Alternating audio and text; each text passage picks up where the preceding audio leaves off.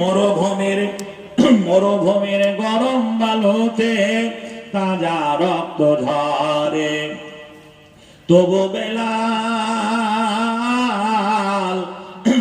বেলাল ছাড়েনি কালেমা, পড়ে লা ইলাহা ইল্লাল্লাহ।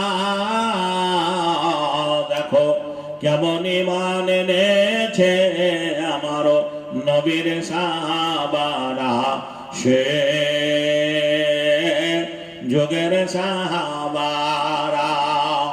হযরত খাব্বাব এনেছে ঈমান কত কষ্ট করে, কাফেরেরা পাথর দিয়ে বুকে আঘাত করে, পিছন থেকে তাকালে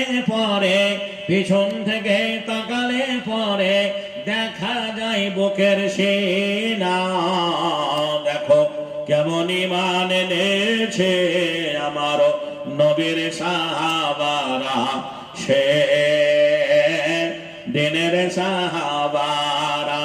হযরত হানজালা এনেছে ঈমান কত কষ্ট করে, প্রথম রাতে বিয়ের পরে ছিল বাসর ঘরে, যুদ্ধের দামামা উঠলো বেজে, হলো না গোসল করা। দেখো কেমন ঈমান এনেছে আমার নবীর সাহাবারা, সে যুগের সাহাবারা। হযরত আলী নবীর জামতা থাকেন কুফা শহরে, ফজরের নামাজ পড়ব বলে গেল আল্লাহর ঘরে, পিছন থেকে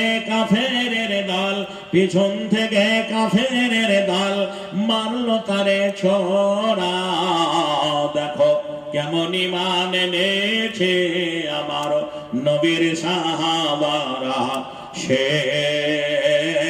যুগের সাহাবারা। আল্লাহ নবীর যুগে যে সাহাবায়েরা কালেমা পড়ে মুসলমান হয়েছিলেন, তাদেরকে গ্রাম ছাড়তে হয়েছে, জমি জায়গা বাড়ি ঘর স্ত্রী পুত্র সমস্ত কিছু স্থাবর অস্থাবর সব কিছু পরিত্যাগ করে মদিনায় চলে গেছিল। যারা মক্কা থেকে মদিনায় চলে গেলেন এরা হলেন মুহাজিরিন। সব ফেলে যারা চলে গেলেন ঈমানটা বুকে নিয়ে এরা মুহাজিরিন।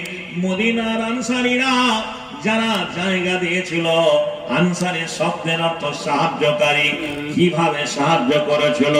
ভাই তুমি আমার দিনে এসছো, তুমি আমার দিনী ভাই, এই জায়গাটা তোমাকে দান করে দিলাম, এইখানে বাড়ি ঘর বানাও, খেজুরের বাগানটা তুমি আবাদ করো, আমার ঘরে চলো। দুটো বিবি রয়েছে, ত্যাগ ইসলামের জন্য কি করেছিলেন, কেমন ত্যাগ করেছিলেন? আমার ঘরে দুটো বিবি রয়েছে, যেটা তুমি পছন্দ করবে, যেটা তোমার ভালো লাগবে। আমি মুহাজিরিন